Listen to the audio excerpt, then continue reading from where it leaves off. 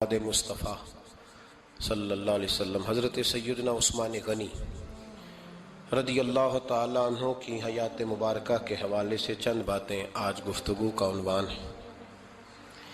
نبی کریم صلی اللہ تعالیٰ علیہ وسلم نے حدیبیہ کے موقع پر 9 ہجری میں عمرے کا ارادہ فرمایا تھا، اور حضور صلی اللہ تعالیٰ علیہ وسلم اپنے کئی سو صحابہ کے ساتھ احرام باندھ کر مقام حدیبیہ پر پہنچ گئے۔ سفیر اس کو بنایا جاتا تھا جو بڑا سمجھدار اور زیرک آدمی ہوتا تھا۔ نبی پاک صلی اللہ علیہ وسلم نے اس موقع پر جس کو اپنا سفیر بنا کے بھیجا وہ حضرت سیدنا عثمان غنی رضی اللہ تعالیٰ عنہ۔ حضور نے انہیں سفیر بنا کر کے مکہ مکرمہ میں بھیج دیا، اور 2 ٹارگٹ دیے اپنے سفیر کو، 2 باتیں فرمائے ایک تو جا کے مکے والوں کو بتاؤ کہ ہم جنگ کرنے نہیں آئے، اللہ کے گھر کا دیدار کرنے آئے، اور بڑے پرامن طریقے سے ہم طواف کریں گے، سعی کریں گے، عمرہ کریں گے، لوٹ جائیں گے۔ یہ ہمارا واحد ایجنڈا ہے، اس کے علاوہ کوئی پروگرام نہیں ہے۔ اور دوسرا انہیں یہ بتاؤ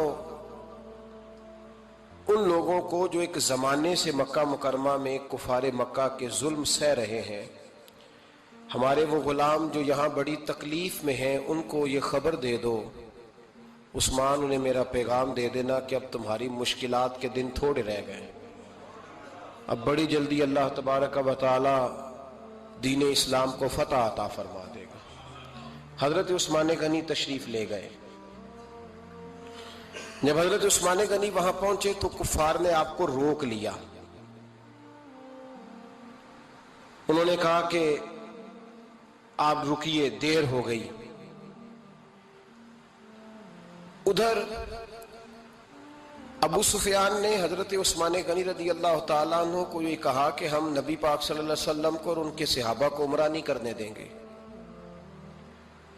آپ اگر چاہیں تو وہ سامنے بیت اللہ شریف ہے، طواف کریں، آب زمزم پئیں، حجر اسود پہ جائیں، مقام ابراہیم پہ جائیں، صفا مروہ کریں، آپ چاہیں تو کر لیں۔ تو حضرت عثمان غنی رضی اللہ تعالیٰ عنہ فرمانے لگے میں تڑپ رہا ہوں کعبے کے طواف کے لیے، لیکن میں بیت اللہ کا طواف اسی وقت کروں گا جب آگے آگے مجھے میرے مصطفیٰ کریم نظر آئیں گے صلی اللہ تعالی علیہ وسلم۔ لوگ آج پوچھتے ہیں کہ بغیر مدینہ شریف جائے حج مکمل نہیں ہوتا۔ میں نے کہا مدینہ شریف کے بغیر حج ہو جاتا ہے، پر مدینے والے کے بغیر نہیں ہوتا، اس لیے کہ حضور نے فرمایا صحیح مسلم میں خذوا عنی مناسککم، حج کے طریقے مجھ سے سیکھو۔ اللہ نے تو کہہ دیا حج کرو، تفصیل تو بتائی نہیں، تو اب آپ کو حضور سے سیکھنا پڑے گا۔ مدینے کے بغیر تو شاید حج ہو جائے، پر مدینے والے کے بغیر حج نہیں ہوتا۔ حضرت عثمان غنی رضی اللہ تعالیٰ عنہ کہنے لگے میں طواف ضرور کروں گا، پر اس وقت کروں گا جب مجھے حضور آگے آگے نظر آئیں گے۔ ادھر ایک شخص نے حضور کی بارگاہ میں بھی کہا اپنوں کا نہ پتہ ہوتا ہے، دل بدستاور کے حج اکبر است۔ جو دل ہوتے ہیں نا، دل کو دل سے راہ ہوتی ہے۔ یہ کئی دفعہ جسم علیحدہ علیحدہ ہوتے ہیں، پر یہ اکٹھے دھڑک رہے ہوتے ہیں، تو دل کو راہ ہوتی ہے۔ عرض کی یا رسول اللہ صلی اللہ علیہ وسلم عثمان غنی تو طواف کر رہے ہوں گے، صفا مروہ میں ہوں گے، بڑی موج ہوگی، آب زمزم کھول کے پی رہے ہوں گے۔ حضور نے سامنے والے کا چہرہ غور سے دیکھا، فرمایا عثمان کو تم زیادہ جانتے ہو کہ میں زیادہ جانتا ہوں؟ یا رسول اللہ آپ ہی زیادہ جانتے ہیں۔ فرمایا پھر فکر نہ کرو، عثمان میرے بغیر طواف نہیں کرے گا۔ بات ختم ہو گئی، میرے بغیر عثمان طواف نہیں کرے گا، ختم ہو گئی۔ اب کسی نے افواہ پھیلا دی کہ حضرت عثمان غنی کو شہید کر دیا گیا۔ نبی پاک علیہ السلام تک بھی خبر آئی۔ حضور جانتے تھے ہمارا دل نہیں کرتا کوئی انتشاری بات کرنے کو، لیکن جب لوگ کرتے ہیں تو پھر دل کو تکلیف ہوتی ہے۔ اب یہاں سب نے لکھا ہے کہ نبی پاک صلی اللہ علیہ وسلم کو خبر ملی، حضور پریشان ہوئے، صحابہ کو مشورے کے لیے بھی بلایا، بیعت رضوان بھی ہوئی۔ اگر علم غیب ہوتا، یہ سارا کچھ نہ ہوتا۔ اور میں نے کہا خدا کے بندے، اگر حضور اپنا علم غیب اس وقت ظاہر کرتے تو حضرت عثمان کے لیے قرآن کی آیتیں نہ نازل ہوتی، اس بیعت کے تذکرے نہ ہوتے۔ ہر بات پہ لوگ معاذ اللہ تعالیٰ. اب دیکھیے نا یہاں یہ جملہ چھوڑنے کی کیا ضرورت ہے؟ تم قوم کو کیا دے رہے ہو؟ لوگوں کو کیا بتا رہے ہو کہ نبی پاک علیہ السلام اندھیرے میں بیٹھ کے فیصلے کر رہے تھے؟ کیا بتا رہے؟ آج انٹیلیجنس کی رپورٹس بتا دیتی ہیں کہ وہ فلاں کس طرح کا ماحول ہے اور آپ نے کس طرح کرنا ہے، تو تمہیں اپنی خفیہ ایجنسیوں کے مطابق تم فیصلہ کرو تو کہتے ہو ہم بھئی اندھیرے میں فیصلہ نہیں کر رہے، ہمیں رپورٹ ہے تو فیصلہ کر رہے ہیں. اور نبی پاک علیہ السلام کے بارے میں تم لوگوں کو یہ بتا رہے ہو کہ حضور اندھیرے میں فیصلہ کر دیتے تھے، پتہ ہی نہیں تھا. کس طرح کی بات کرتے ہو؟ میرے محبوب پاک علیہ السلام فرماتے ہیں کہ اللہ تبارک و تعالیٰ نے مجھے اس طرح کا علم عطا فرمایا ہے کہ جو تمہارے ذہن میں ہو مجھ سے پوچھو، میں فوراً تمہیں جواب دوں گا. لیکن لوگ اڑ گئے ہیں، کیا کیا جائے؟ اور عجیب فلسفہ ہے، یہاں بھی گرہ لگا دی. پتہ ہوتا تو یہ سارا، اور میں نے کہا خدا کے بندے اگر یہ سارا کچھ نہ ہوتا تو پھر یہ آیتیں کیسے نازل ہوتی؟ پھر صبح قیامت تک حضرت عثمان غنی کی عظمتوں کا کیسے پتہ چلتا؟ جب خبر ملی نا کہ حضرت عثمان غنی کو شہید کر دیا گیا تو حضور نے صحابہ کو بلایا، فرمایا آؤ میری بیعت کرو. حالانکہ بیعت پہلے ہو چکی، آؤ دوبارہ بیعت کرو. یا رسول اللہ کس چیز کی بیعت کرنی ہے؟ تو نبی پاک نے فرمایا میرے ہاتھ پہ بیعت کرو کہ ہم عثمان غنی کے خون کا بدلہ لیے بغیر یہاں سے جائیں گے نہیں. ہم عثمان کے خون کا بدلہ لیے بغیر یہاں سے جائیں گے. اور حوالہ کسی نے دیکھنا ہو علامہ اسماعیل حقی کا تو میں دکھاؤں گا. جس شخص نے دوڑ کر سب سے پہلے نبی پاک کی بیعت کی وہ مولا علی شیر خدا تھے. کہ یا رسول اللہ جانا ہی نہیں عثمان کا خون کا بدلہ لیے بغیر. سب سے پہلے شیر خدا آگے بڑھے. آج لوگ انہی لوگوں میں اختلاف دکھانے کی کوشش کرتے ہیں، صحیح لا حاصل کرتے ہیں. سب سے پہلے دوڑ کر حضرت شیر خدا آگے بڑھے کہ حضور میں بیعت کرتا ہوں. نبی پاک نے صحابہ کے ہاتھوں میں بیعت ہو رہی ہے. یہ وہ والا واقعہ نہیں جو اس چوک میں پیش آیا تھا، یہ وہ والا واقعہ نہیں جو میرے ساتھ ہوا تھا تو میں آپ کو سنا رہا ہوں. یہ وہ والا واقعہ ہے جو رب کو اتنا پسند آیا کہ اللہ نے قرآن پاک میں بیان فرما دیا ہے. اس کی اہمیت کا اندازہ لگائے کہ رب کریم کو اتنا محبوب ہے یہ انداز کہ قرآن میں بیان کیا. ایک درخت تھا، کانٹوں والا درخت، اس کو شارحین نے لکھا ہے. کچھ لوگ کہتے ہیں بیری کا درخت تھا. نبی پاک درخت کے نیچے بیٹھ گئے، فرمایا بیعت کرو سارے. کن کے لیے بیعت ہو رہی ہے؟ حضرت عثمان غنی کے لیے. ایک بیعت دین کے لیے ہوئی، قرآن کے لیے ہوئی، حدیث کے لیے ہوئی، اللہ کی توحید کے لیے. اور آج نئے سرے سے بیعت ہو رہی ہے کس کے لیے؟ بول کے بتائیے. حضرت سیدنا عثمان غنی رضی اللہ تعالیٰ عنہ، اس شخص کی عظمت کا کوئی اندازہ کر سکتا ہے جن کے لیے نبی پاک نے خاص کر کے تخصیص کر کے ایز اے اسپیشل بیعت لی. اور صحابہ نے جب بیعت کی تو اللہ کو اتنی پسند آئی کہ قرآن مجید کی سورہ فتح کی آیت نمبر 18 میں بیان کیا. فرمایا لقد رضی اللہ عن المؤمنین اذ یبایعونک تحت الشجرہ. فرمایا محبوب تحقیق اللہ ان مومنوں سے راضی ہے جو درخت کے نیچے آپ کی بیعت کر رہے تھے. تحقیق اللہ ان سے راضی ہوا، ان ایمان والوں سے جو درخت کے نیچے آپ کی بیعت کر رہے تھے. درخت کے نیچے تحت الشجرہ. قرآن مجید کے الفاظ اگر آپ غور کریں گے تو آپ کو حضرت عثمان غنی کی عظمت کا پتہ چلے گا اور اس واقعے کی حساسیت کی آپ کو سمجھ آئے گی کہ بیعتیں تو مسجد میں بھی ہوئی لیکن نام لے کے نہیں کہا محبوب جنہوں نے مسجد میں بیعت کی. نام لے کے نہیں کہا، حالانکہ وہ بیعتیں بھی اللہ کو بڑی محبوب ہے. بیعتیں تو میرے بھائی نبی پاک نے بیت اللہ شریف کے پاس بھی کی، مسجد نبوی میں بھی کی، لیکن یہاں نام لے کر کوئی بھول نہ جائے. کسی نے کہہ دینا تھا کوئی اور بیعت تھی جی، لوگ شرع کر رہے ہیں نا مرضی، وہ تو کسی اور کی بیعت. نام لے کے کہا محبوب تحت الشجرہ، وہ جو درخت کے نیچے بیعت ہوئی، وہ جو بیعت درخت کے نیچے ہوئی. اور جنہوں نے بیعت کی لقد رضی اللہ عن المؤمنین، تحقیق اللہ ان مومنوں سے راضی ہو گیا. اللہ ان مومنوں سے. صحیح بخاری صحیح مسلم میں صحابہ نے پوچھا یا رسول اللہ اللہ کس طرح راضی ہوا ہے؟ فرمایا آج جس نے میرے ہاتھ پہ بیعت کی ہے رب کریم نے وعدہ کر لیا سب کو جنت عطا فرمائے گا. جنتی ہو گئے سارے. حضرت عثمان غنی رضی اللہ تعالیٰ عنہ کی یہ عظمت، یہ شان قرآن پاک نے بیان کر دی کہ حضرت عثمان کے نام پر صحابہ جمع ہوئے تو اللہ تبارک و تعالیٰ نے اس واقعے کا ذکر قرآن مجید میں فرما دیا.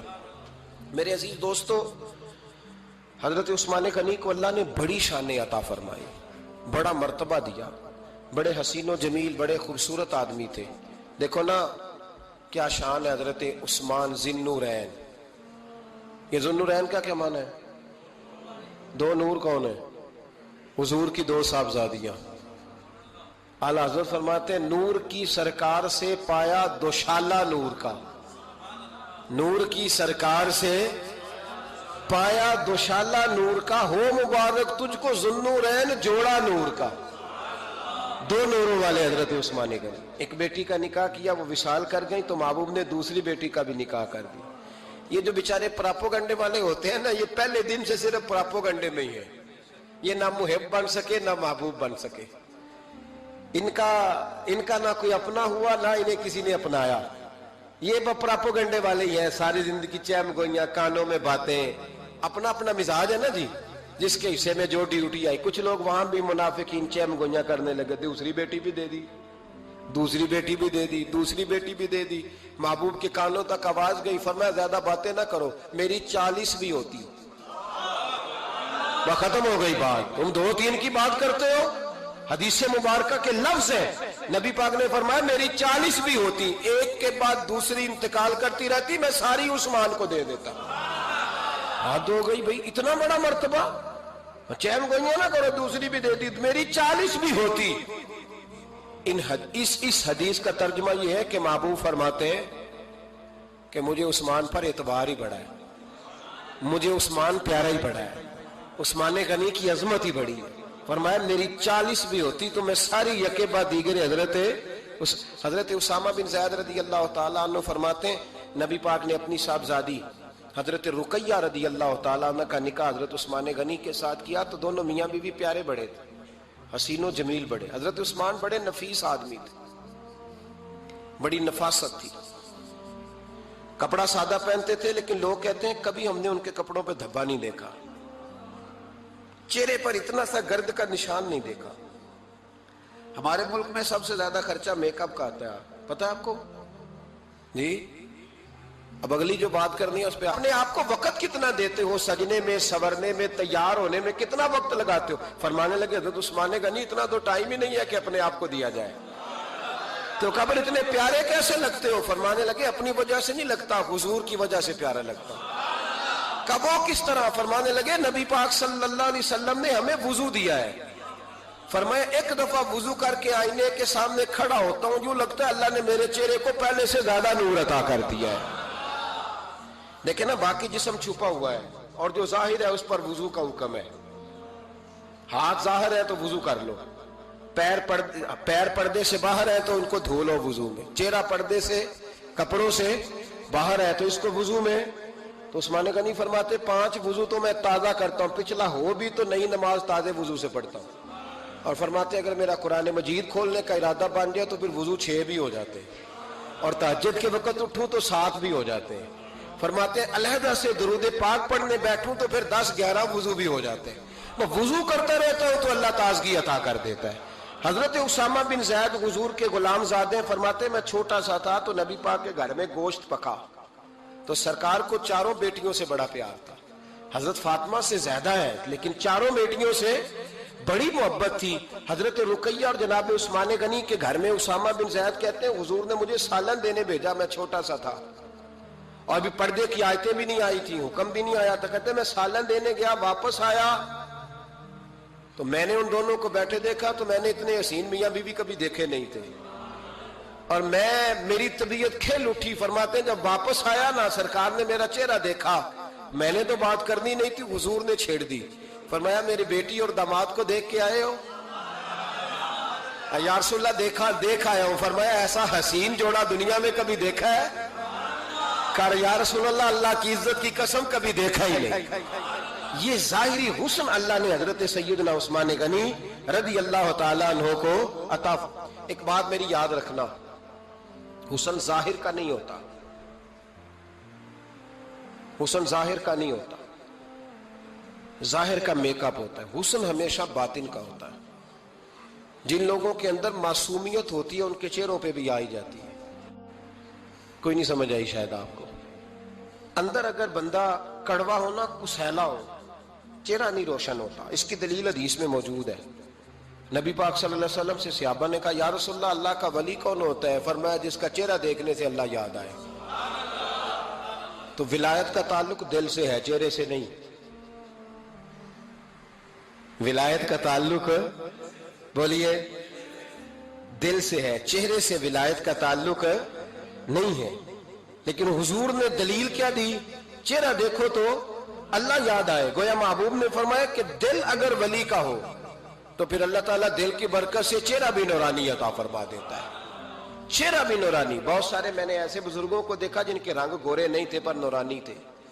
ہمارے علامہ فیض احمد اویسی صاحب رحمۃ اللہ علیہ میرے استاد گرامی کا رنگ گورا نہیں تھا، لیکن جو بابا جی کو دیکھتا تھا فدا ہی ہو جاتا تھا. رنگ گورا نہیں تھا، گندمی تھا، لیکن کیا بات تھی چہرے کی معصومیت کی. تو یاد رکھیں حضرت عثمان غنی کے باطن میں جو حسن تھا، جو وقار تھا، وہ چہرے سے چھلکتا تھا. چند خوبیاں بڑی زیادہ تھی حضرت عثمان غنی میں، بہت زیادہ تھی چند خوبیاں. ایک بہت بڑی خوبی حضرت عثمان غنی کی جس کو نبی پاک نے بڑا چاہا، وہ تھا حضرت عثمان غنی کا سخی ہونا. مالا والے سخی نہیں ہوندے. مالا والے سخی ان کے پاس تو پیسہ وافر ہوتا ہے، کسی وقت 10,000 کا تعاون کاری دیتے ہیں کسی کے ساتھ. وہ سخی نہیں ہوتے. بھائی کسی ایک بندہ 1.5 کروڑ کی اسامی ہے تو کسی کو 20,000 کا تعاون کر دے، سخاوت تھوڑی ہے. کروڑوں روپیہ اس کے پاس پڑا ہوا ہے. مالا والے سخی، یہ میاں صاحب نے کہا مالا والے سخی نہیں ہوندے. سخیاں کل مال نہیں ہوندا. سخیاں کل مال ہے اس لیے کہ جمع کریں گے تو رہے گا نا. وہ سخی جمع کرتا ہی نہیں. مالا والے سخی نہیں ہوندے. سخیاں کل مال نہیں ہوندا. ایتھے اوتھے دوویں جہان نہیں. سخی کنگال نہیں ہوندا. حضرت عثمان غنی رضی اللہ تعالیٰ عنہ فرماتے ہیں کہ جس دن حضور نے تبوک کے لیے جیش اسرا کے لیے اعلان کیا نا، تو حضرت عثمان غنی فرماتے ہیں کہ حضرت ابو بکر صدیق تو سارا مال لے آئے تھے، جناب عمر آدھا لے آئے تھے، مولا علی شیر خدا نے جی کھول کے دیا تھا، لیکن 800 گھوڑے بما پالان کی ضرورت تھی. یعنی 800 فوجیوں کا خرچہ. اپنے لفظوں میں بات کر رہا ہوں. فوجی کا خرچہ کیا ہوتا تھا کہ فوجی کا گھوڑا بھی چاہیے، گھوڑے کے ساتھ کجاوا بھی چاہیے، تلوار بھی چاہیے، نیزہ بھی چاہیے، تیر بھی چاہیے، لوہے کی جیکٹ بھی چاہیے. حضرت عثمان غنی کہتے ہیں نبی پاک نے اعلان کرنا شروع کیا. ایک دفعہ اعلان کیا تو میں نے کہا حضور 200 فوجی کا خرچہ میرا. تو نبی پاک نے دوسری دفعہ اعلان کیا تو کوئی اٹھا ہی نہیں. جنہوں نے دینا تھا وہ تو سارا کچھ پہلے ہی دے چکے تھے. کوئی اٹھا نہیں. کہتے مجھے بڑا عجیب لگا کہ میرے مصطفیٰ اعلان کریں. حضرت عثمان غنی فرماتے ہیں، شاہ ولی اللہ صاحب نے ازالت الخفا میں لکھا ہے کہ یوں پکڑ کے کہتے ہیں میں نے اپنا نا گریبان پکڑ لیا. عثمان تیرے نبی کو اعلان کرنا پڑ رہا. کہتے 1000 فوجی کا خرچہ چاہیے تھا، 1000 کا. عثمان کہتے تیسری دفعہ حضور نے اعلان کیا تو کہا یا رسول اللہ 200 اور ڈال لے. سنو سخی کس کو کہتے ہیں. حضرت عثمان غنی رضی اللہ تعالیٰ عنہ فرماتے ہیں میرے پاس کل خرچہ میرے پاس 800 فوجیوں کا تھا. میں سارا کچھ بھی گھر سے لے آؤں تو 1000 میں پھر بھی پورا نہیں کر سکتا تھا. لیکن جب نبی پاک نے چوتھی دفعہ کہا نا کہ اٹھو بھائی ابھی خرچہ چاہیے، عثمان کہتے ہیں مجھے لگتا تھا میرے گریبان پھٹ جائے گا. یار میرے محبوب کو اعلان کرنا پڑ رہا ہے. عثمان غنی فرماتے میں اٹھ کے کھڑا ہوا. میں نے کہا حضور اب آپ نے اعلان نہیں کرنا، آپ 1000 ہی میرے کھاتے میں ڈال دیں، میں سب کا بندوبست کرا دوں گا. فرماتے میں نے 200 فوجی کا خرچہ پکڑ دکڑ کے پورا کیا. 200 کا خرچہ. غریب اصل میں اللہ سے تجارت نہیں کرتا اس لیے امیر نہیں ہوتا. غریب اللہ سے تجارت کرے نا، اللہ سے، اس کے رستے میں 200 دے کے 70 گنا کی امید رکھے یہاں بھی وہاں بھی، پھر امیر ہو جائے. یہ تجارت نہیں کرتا، یہ کہتا ہے اللہ کے رستے میں امیر خرچ کریں گے، میری نہیں ڈیوٹی. حضرت عثمان غنی کہتے ہیں میرے پاس 800 کا بندوبست تھا، میں نے 1000 کا دیا. حضور تشریف لے گئے. فرماتے ہیں جہاد سے جب واپسی ہوئی نا، ایک ایسا سودا تھا جس میں سے مجھے نفع کی امید ہی نہیں تھی، پر اللہ نے مجھے 11 گنا نفع عطا فرمایا. مالا والے سخی نہیں ہوندے. سخیاں کل مال. دیکھیں نا جنت البقیع، وہ والا قبرستان جس میں کوئی دفن ہو جائے تو نبی پاک کی سفارش کا حقدار ہو گیا. وہ والا قبرستان جس کا نام ہی جنت ہے. وہاں نا ایک یہودی اپنے جانور باندھا کرتا تھا. تو سرکار ایک دن اس طرف گئے تو واپس آئے، حضرت عثمان غنی قریب کھڑے تھے، نبی کریم صلی اللہ تعالی علیہ وسلم نے فرمایا عثمان اس جگہ کی طرف ذرا چکر لگانا، جگہ بڑی اچھی ہے۔ عثمان غنی گئے، جگہ خرید کے واپس آ گئے۔ حضور نے فرمایا ہوا ہے؟ عرض کی حضور خرید آیا ہوں۔ فرمایا میں نے تو چکر لگانے کا کہا تھا۔ کہا یا رسول اللہ آپ نے یہ بھی تو فرمایا تھا جگہ بڑی اچھی ہے، تو جس کو آپ نے اچھا کہہ دیا یہودی کے پاس تو نہیں نہ رہنی چاہیے، تو میں نے خرید دی۔ شرم نہیں آتی لوگوں کو۔ حضرت عثمان کے بارے میں بات کرتے ہیں، جس قبرستان میں سیدہ پاک بی بی صاحبہ حضرت فاطمہ الزہرا آرام کر رہی ہے، وہ زمین حضرت عثمان نے تحفہ دی ہے۔ حیا نہیں آتی بات کرتے؟ شرم نہیں آتی؟ یہ صدقہ سیدہ فاطمہ کا ہی ہے، انہی کے لیے اللہ نے تحفہ دیا، اور اس کے پیسے حضرت عثمان غنی نے ادا کیے۔ پھر اس قبرستان میں سیدہ پاک نے آرام کیا، پھر اسی قبرستان میں عثمان ابن مسعود نے آرام کیا، پھر اسی قبرستان میں حضرت حلیمہ سعدیہ لیٹی ہوئی ہے، اسی قبرستان کے اندر نبی پاک کی زوجہ سیدہ عائشہ آرام کرتی ہے، پھر اسی زمین پر میرے محبوب کے پیارے نواسے امام حسن آرام فرمائے۔ حضرت عثمان غنی رضی اللہ تعالیٰ عنہ کے بارے میں بات کرتے تیری زبان نہیں کانپتی؟ ان کو بات کرتا ہے جن کے تحفے اہل بیت نبوت نے قبول فرمائے، اور وہاں آرام کرنا انہوں نے پسند کیا، اتنا بڑا جرت بند ہو گیا تو۔ حضرت عثمان غنی رضی اللہ تعالیٰ عنہ فرماتے ہیں کہ میں نے پہلے بھی میں بڑا تاجر تھا، لیکن جب سے مصطفیٰ کے نام پر خرچ کرنا شروع کیا، پھر کہاں کہاں سے آیا کب، اور بڑی سیانی بات فرماتے ہیں۔ آپ فرماتے ہیں میں کلمہ پڑھنے سے پہلے تجارت کو وقت زیادہ دیتا تھا، اور مسلمان ہونے کے بعد میں نے تجارت کو ٹائم تھوڑا دیا، پر اللہ نے روزی مجھے زیادہ عطا فرمائی۔ اس لیے برکت پر ہماری توجہ نہیں رہی، غیبی خزانوں پر خیال ہم نے چھوڑ دیا ہے۔ غیبی خزانوں سے جو چیز ملتی ہے وہ زیادہ ملتی ہے، جو مادی ذرائع سے ملتی ہے وہ چیز کم ہوتی ہے۔ حضرت عثمان غنی پر الزام لگا جب آپ کا دور حکومت تھا، یہ یاد رکھیں کہ سب سے زیادہ الزامات حضرت عثمان غنی پہ لگائے گئے۔ جن بندوں کے قد کاٹ زیادہ ہوتے ہیں ان کے خلاف پروپیگنڈے بھی لمبے چوڑے ہی ہوتے ہیں۔ بڑی بڑی بات یاد رکھنا، کہا گیا کہ حضرت عثمان لوگوں کو نوازتے بڑا ہے، بڑا دیتے ہیں حضرت عثمان غنی۔ تو حضرت عثمان غنی فرمایا کرتے تھے حکمران تو میں آج بنا ہوں تو میں تو پہلے بھی بڑا دیتا تھا، وہ کس خزانے سے دیتا تھا؟ آپ جواب دیا کرتے۔ دیکھیں ذرا، لاکھوں لوگ حج کرنے آتے تھے، پر حضرت عثمان غنی حج کرنے جاتے تو اعلان کر دیتے کہ کوئی حاجی حج کے موقع پر آ کے کھانا نہ پکائے، سب کو کھانا عثمان غنی اپنی جیب سے دیا کرے گے۔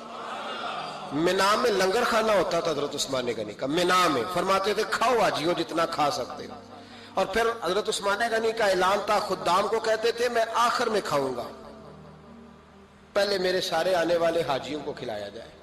ایک مجھ سے نا ایک دوست نے سوال پوچھا 4-5 دنوں کے، کچھ سوال ایسے ہوتے ہیں جو بندے کو نا چوراہے پہ لا کے کھڑا کر دیتے ہیں، زندگی میں نہ بھولنے والے سوالات ہوتے ہیں۔ ایک شخص نے سوال پوچھا، کہنے لگا اوکاڑے دینی اور مذہبی گھرانہ ہے، اوکاڑے سے تعلق ہے، میرے ساتھ محبت کا رشتہ ہے۔ کہنے لگے بیٹی کی شادی کر دی ہے راولپنڈی میں، آپ کی بھی بیٹیاں ہیں میری بھی بیٹی ہے، بیٹی کی شادی کر دی ہے راولپنڈی میں، اب بچی چند دن رہنے آئی ہے، پوچھنا یہ ہے کہ نماز پوری پڑے گی کہ قصر پڑے گی؟ تو میرا تو اس نے کام کر دیا، حد ہو گئی، رو رو کے برا حال۔ میں نے کہا یار تو بند کر دے فون، رات کو بتاؤں گا۔ کیا پوچھ لیا یار تو نے؟ بیٹی مسافر نہیں ہوتی، بیٹی تو مہرانی ہوتی ہے باپ کے گھر کی۔ تو بیٹی مطلب کیسے بتاؤں کہ دل کرتا ہے کہ بیٹی وہ صرف ہنسے، وہ روئے کبھی نہ، یہ دعا ہوتی ہے۔ تو نے اتنا بڑا سوال کیوں کیا؟ بہرحال علماء کو کچھ چیزوں کے جواب دینے پڑتے ہیں۔ میں نے کہا میں رات کو بتاؤں گا۔ رات کو پھر فون آیا کہ آپ تو بڑی جلدی جواب دینے کے عادی ہیں تو دیر کیوں کر دی؟ تو میں نے کہا یار جواب تو میرے پاس تھا لیکن ہمت نہیں تھی ابھی۔ تو میں نے کہا کہ اگر تو بیٹی آئی ہے والد کے گھر میں اور ابا جی کا پروگرام ہے اسے جائیداد میں سے حصہ دینے کا، تو پھر تو بیٹی نماز پوری پڑے گی، لیکن اگر ابا جی نے علیحدہ کر کے انگوٹھا لگوانا ہے تو پھر بیٹی مسافر ہے۔ اگر ابا جی نے اس کو علیحدہ کر کے انگوٹھا لگوانا ہے نا کہ دے دے بھائیوں کو، خیر ہے تیری شادی پہ خرچہ کر دیا ہے، اگر ابا جی کے دل میں نے کہا یہ ابے سے فتویٰ پوچھ لو، اگر ابا جی کے دل میں چور ہے نا کہ بیٹی کو دینا کچھ نہیں، تو پھر بیٹی نے نماز قصر پڑھنی ہے، اس لیے کہ پھر وہ وہاں حصے دار۔ اس کی دلیل حضرت عثمان غنی رضی اللہ تعالیٰ عنہ حج کے لیے تشریف لے گئے تو لوگوں نے حضرت عثمان غنی سے کہا کہ نبی پاک بھی قصر نماز پڑھتے تھے، حضرت عمر بھی حج کے موقع پر قصر پڑھتے، حضرت ابو بکر بھی، آپ کیوں پوری پڑھتے؟ فرمایا ان کا مکے میں گھر کوئی نہیں تھا، میرے تو پورے کے پورے باغ ہیں، تو میں یہاں مسافر نہیں ہوں، میں یہاں مقیم ہوں، تو اگر تو بیٹی کا حصہ بھی ہے ابا جی کے گھر میں تو پھر وہ نماز پوری پڑے گی۔ لیکن اگر ابا جی نے اللہ تعالیٰ خیر فرمائے بیٹوں کے حق میں فیصلہ سنا دیا ہے اور انہوں نے بیٹی سے کہہ دیا ہے کہ چھوڑ، جو بیٹیاں حصہ لیتی ہیں ان کے بھائی نہیں ملتے تو نہ ملے بھائی، کوئی حرج نہیں، ضروری ہے ظالم بھائیوں سے رابطہ رکھنا جو کھا جائے بہنوں کا حصہ۔ والد ظالم ہے، ظالم ہے باپ، بیٹے کو حصہ دیتا ہے بیٹی کو نہیں دیتا۔ اور یہ 1.5 مربے والے جاگیردار کی بات نہیں کر رہا، جس کا 4 مرلے کا مکان ہے اس کی بیٹی کا بھی حصہ بنتا ہے۔ کیوں کھاتے ہو بیٹیوں کا حصہ؟ ڈر نہیں آتا اللہ تعالیٰ سے؟ کیوں کھاتے ہیں لوگ بیٹیوں کا حصہ؟ جب اللہ رسول نے رکھا ہے تو کیوں کھا جاتے اور پھر کہتے ہیں جناب بڑا پیار ہے بیٹی سے، رونے دھونے کے لیے پیار ہے؟ تو یاد رکھیں حضرت عثمان غنی رضی اللہ تعالیٰ عنہ کا لنگر چلتا تھا۔ حضرت عثمان غنی رضی اللہ تعالیٰ عنہ کی زندگی میں جو باتیں ہمیں بہت زیادہ ملتی ہیں ان میں نفاست ہے، آپ کی حیا ہے، سخاوت ہے۔ ایک بات اور سن لیں، بڑا ستایا گیا حضرت عثمان غنی کو، پراپوگنڈے کیے گئے، آپ کے خلاف مہم چلی، عبداللہ ابن سبا نے بڑی مہم جوئی کی آپ کے خلاف، یہودیوں نے مسلمانوں کا روپ دھار کر بڑا آپ کو ستایا، تکلیفیں دی، جی آپ اپنے رشتہ داروں کو بڑا دیتے ہیں، فرمایا کرتے تھے جیب سے دیتا ہوں، مال خزانہ سے نہیں دیتا۔ حضرت عثمان غنی رضی اللہ تعالیٰ عنہ کو بڑا ستایا گیا۔ یہ واحد خلفائے راشدین میں خلیفہ ہے جن کا 40 دن پانی بند کیا گیا، کھانا نہیں آنے دیا گیا، لیکن کمال ہستی حضرت عثمان غنی کی۔ مولا علی جیسے شیروں نے جا کے کہا آپ اشارہ کریں، یہ جو آپ کے خلاف نکلے ہوئے ہیں تو ایک تلوار سے مار دیے جائیں گے۔ تو حضرت سیدنا عثمان غنی فرمانے لگے میں وہ والا مینڈا نہیں بننا چاہتا جس کی وجہ سے مدینے کی گلیاں رنگین ہو جائیں، امن کا کعب خلافت چھوڑ دیں۔ فرمایا حضور نے کہا تھا اللہ تمہیں ایک قمیض پہنائے گا، لوگ اتارنا چاہیں گے تم نے اتارنی نہیں، صبر سے، حوصلے سے، اطمینان سے۔ یہ وہ واحد ہستی ہے حضرت عثمان غنی، انہوں نے شہادت قبول کر لی لیکن تلوار نہیں چلنے دی، لوگوں کو ایک دوسرے کے گلے نہیں کاٹنے دی، وہ شخصیت ہے حضرت عثمان غنی کی۔ لیکن بڑا ستایا گیا، بڑا پراپوگنڈا۔ مجھے بتائیے اس کے بارے میں اللہ قرآن کی آیتیں نازل کر دے اور جس کے بارے میں مصطفیٰ کریم ایک بار نہیں تین بار جنت کی بشارت عطا کر دے، کوئی بندہ ہمیں تاریخ بتائے، حوالے دے، کہانیاں سنائے تو ہم اس کی کہانیاں دیکھیں گے یا نبی پاک کا فرمان دیکھیں گے؟ بولیں، جا کے بولیں، جا کے۔ کسی کہانی پر کبھی بھی کان، بس ایک حدیث میں نے بڑی دفعہ سنائی ہے، پھر سناتا ہوں، ترمذی میں ہے، نبی پاک جنازگاہ تک گئے جنازہ پڑھنے، یا رسول اللہ فلاں آدمی انتقال کر گیا، جنازگاہ تک تشریف لے گئے جنازہ پڑھانے، لیکن جنازگاہ تک پہنچ کر محبوب نے فرمایا اس کا جنازہ نہیں پڑھانا۔ یا رسول اللہ کیوں؟ فرمایا اس لیے کہ یہ عثمان غنی سے بغض رکھتا تھا، تو حضور تو اس کا جنازہ نہیں پڑھتے۔ خبردار کسی داستان پہ کان نہ دھریں، عقلیں دوڑاتے پھرتے ہیں لوگ، ایسے ہوا تھا تو ویسے ہوا تھا تو اس نے کہا تھا تو اس نے کہا تھا، ہمیں اس کی اس کی نہیں خبر، ہمیں تو مصطفیٰ کا پتہ ہے۔ جو حضور نے جن کی شان بیان کر دی ان کی شان پر ہم کسی تاریخ کا حوالہ مزید ضرورت محسوس ہے، بس اپنی طبیعت میں سادگی اور صفائی پیدا کریں، سخاوت پیدا کریں، حیا پیدا کریں، یہ حسن ہے۔ اس حسن کو حضرت عثمان غنی نے تقسیم کیا ہے، اللہ سمجھنے کی توفیق عطا فرمائے۔ آخر